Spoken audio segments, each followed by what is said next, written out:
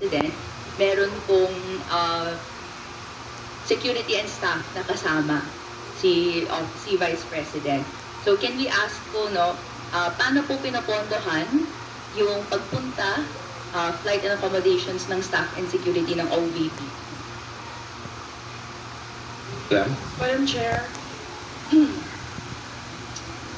may I be allowed to ask a question?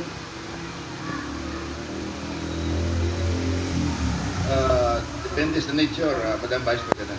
Yes, ang pinsan po ba si Congressman ko ngayon, tsaka si Zaldi ko? Ano po yan? Gusto ko Mr. lang Chair, I can malaman. answer. Are they relative? Please answer, Congresswoman Rene. I have no familiar relation po to Zaldico or Representative Zaldico or any of their relatives po.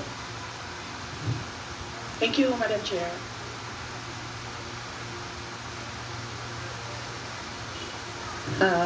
Let me just Please go ahead, ma'am. look for the slide.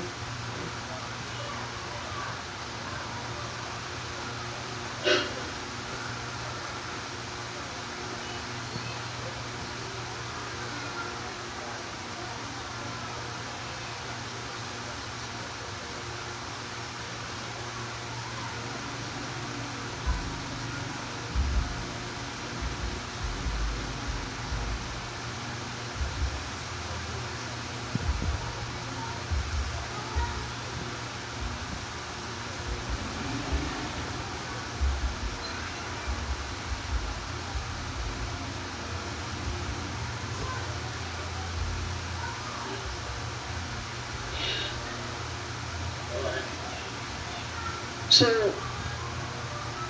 Madam Vice Chair, President, please go ahead. yes.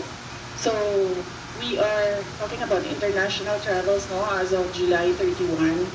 So, for two travels in Southeast Asia, for the security, it's 474,646.93 pesos. And for the OVP personnel, these are for two trips, 463,733.6 for a total of 938,379.99.